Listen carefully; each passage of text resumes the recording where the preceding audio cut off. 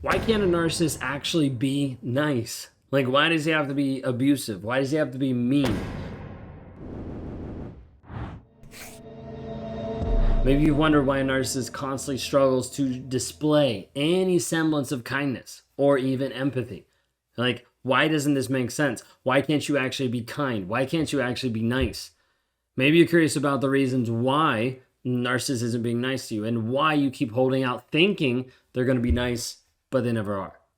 If you guys are new here, my name is Ben Taylor. I'm a self-aware narcissist on this channel to provide awareness about narcissistic abuse. Part of this is being able to say, hey, this is why a narcissist can't be nice, and this is why I wasn't nice for so many years. Why I was mean, why I was abusive to other people in my life, to my wife, doing the things that hurt and abuse people because I didn't care. I only cared about what I wanted. I didn't care about being nice. So even the conversation of opening this up of saying, hey, being nice, a couple years ago, I'm like, I am nice. Well, what's the big deal? When in reality, I was not being nice and I was being abusive and mean and destructive in nature. If you need help with this, you can click on the link that's in the bio, escapetoxicity.com, to start moving forward in your growth, in your healing, and to help you actually start to work your way out mentally and emotionally from a toxic person, from a toxic relationship. Oftentimes you're holding on to this piece of being nice. Like you're thinking, maybe this person will change, maybe this person will develop, and this provides this aspect of a trauma bond that starts to boil up in your life. Thinking, hey, if this happens, I'm going to feel this way. If this happens, he's going to figure it out. If this happens, it's going to change. He's actually going to be nice.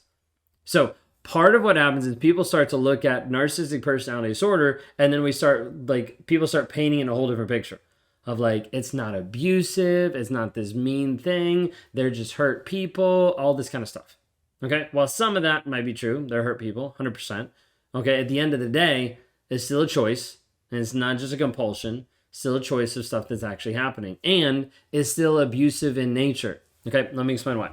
Some of the core characteristics of narcissistic abuse. Okay, as it's complex, there's a lot of different pieces, but some of the core pieces. Okay, grandiosity, sense of entitlement, lack of empathy, excessive need for admiration. Okay, as this continues to happen in relationships, it is abusive. Okay, when someone doesn't care about you, has a lack of empathy, when someone doesn't care about you and you show up and you're like, hey, I'm really struggling with this, and it's like, okay, don't really care. Okay, whether they say that in their words or their actions, like that becomes a form of abuse. That becomes something that a narcissist continues to do over and over that makes you feel like you don't matter. Okay, ends up being psychological abuse when they start to gaslight, when they start to abuse in different aspects. All of the underlying pieces of narcissistic abuse are set up as people continue to live life as being abusive in nature. There's not this piece of like, I'm going to be entitled and I'm going to manipulate people and I'm not going to have empathy for other people and you can't have all these attributes and not be abusive. Okay? Or you don't have all the attributes. There's a difference that actually happens here. That's why people look at me and you're like, hey, I'm a narcissist. And I'm like, yes, I'm a narcissist, but I'm also not being abusive. There's a difference. And so understanding the rewiring process that has to happen in a toxic person's mind so that isn't the go-to. That isn't the regular thing. Okay? Now, when we talk about narcissists being nice, these characteristics of narcissism form a foundation for a completely different worldview. So like for me, like the world revolved around me. Like that was the focus. Nobody else existed. Nobody else mattered. Everybody else's purpose in life was to serve me. So like walking down the street and someone looks at me, like I think that they're like paying me a compliment, or I think they're actually looking at me because I'm so amazing. Like this whole thought process gets turned on its head of like I'm the center of the universe. But in reality, they don't even care. But in my mind, I'm making it bigger. I'm making it look like because I have a self-centered worldview that like I'm number one. Okay, this piece makes it really hard to be kind to other people, to have genuine concern for other people. If you think everybody is like focused on you and everything's about you, then why would you focus on someone else? Why would you be kind to another person? Why would you care about being kind to another person? This is one of the hardest pieces for people to wrap their heads around because they're like, well, I would never do that. I get it. That's also why you're not a narcissist. At the end of the day, a narcissist is looking at like everything revolves around them. So like think of it, if you're the center of the universe and everyone's job is to serve you, then there'll also be a piece of like, why do I need to care about every single person? Now, some of you are like, well, I'd care about everybody and as well. Okay, but the illustration is just trying to help you understand, like when you are elevated to such a high status and everyone's job is to serve you, why would you care about everyone? That's a little bit, just trying to break it down. It might not even make sense, but trying to break it down a little bit so it makes a little bit more sense to you of what it looks like. Okay, think of this as like, let's think of it in a work environment. Okay, a colleague who constantly seeks recognition, like disregards the contributions of other people, takes their own ideas, a lot of things, constantly boasts about their accomplishments, what they've actually done. Like the primary focus is on maintaining how they look, their self-image, making it difficult for them to display any aspect of kindness to other people. Like if I'm only focused on me, I can't be kind to other people, and I'm not going to be kind to other people. This whole aspect of like, can a narcissist love? Can a narcissist not love? Narcissists cannot love if they're not willing to move their ego to the side. Like they can't actually get to another person because their ego is so much in the way that they're more infatuated with their image than they are with another person. So what's some of the motivation behind it? Okay, we've talked about this idea of all the different attributes, and we've skipped a bunch, but we've just talked about some there. Narcissists are driven by this aspect of shame avoidance. Let me run away from shame. Let me run away from being held accountable. This oftentimes stems from deep-seated insecurity, fragile self-esteem, all these pieces. Again, not saying this to put them as a victim and not saying this to have you promote sympathy for them, okay? This is just a fact. This is how it is, okay? So as a result, narcissists are relying on external validation, admiration to be able to prop up a fragile sense of self-worth. Like, I got to be able to keep this up. So like, I need more attention to be able to keep this image up. Well, it's falling. Nope, now we need more to be able to back up. Okay, as a result, a lot of times the actions, behaviors are primarily motivated by a need to secure supply, to be able to get you lined up to make sure they're actually getting what they want from you. Now, this supply piece, oftentimes it can be anything. It could be reaction, could be attention, could be good, could be bad, admiration, could be control over other people. It could be lots of different things. The easiest way to boil it down is supply equals some type of reaction or response that the narcissist elicits in you. Like, I'm doing this, I get a response. I'm doing this, I get a reaction. I'm doing this, I get attention. It's all this reciprocal piece. When we break it down, the self-serving piece, the motivation, overshadows anything that would ever come about. Like, the self-serving piece, like, is so much more bigger than anything else of, like, you're not going to see a piece of being nice.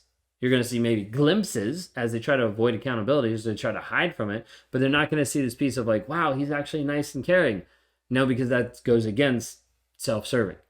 It goes against what I want.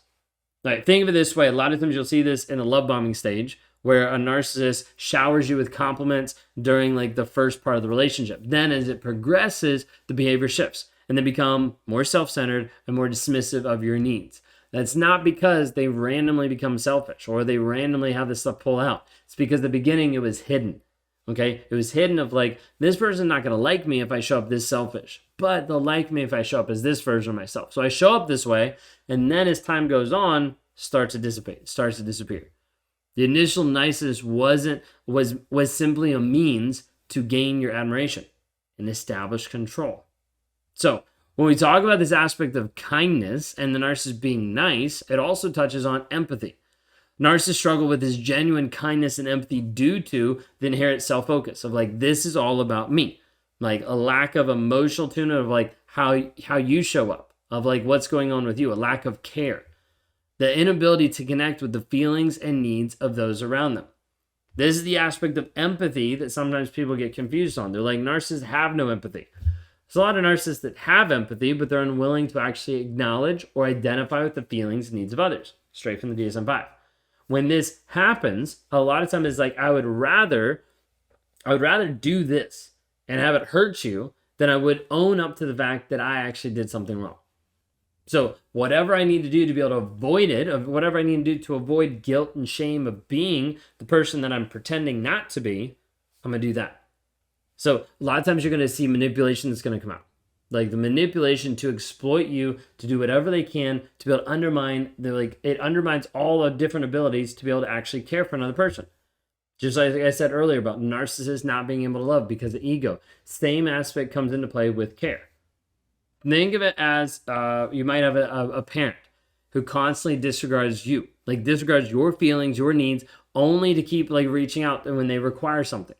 Of like, hey, I don't really care about you, but hey, I need you to do this. Despite maybe different pieces of like you see niceness for a period of time, the primary focus remains on getting what they want, maintaining control, making sure that they are right. Okay? A narcissist won't be nice to you because they don't really care. They don't really care about you. You're like, well, that doesn't make sense. Like they say they care, they say they love me, but how is that actually demonstrated? How is that actually shown? A lot of times you'll hear and you'll see a narcissist that will do these things, that will demonstrate a niceness for a period of time to lock you in, and then it'll start to change. Because reality, it's not about you. It's not about their care about you. It's about them. Not about this giant piece of self-love, but about keeping and maintaining the mask and the image that they put out there so they don't have to be honest with who they actually are. If you're dealing with this today, please reach out for help. You can go to www.rawmotivations.com for us to be able to help you and to move forward in your healing, in your growth.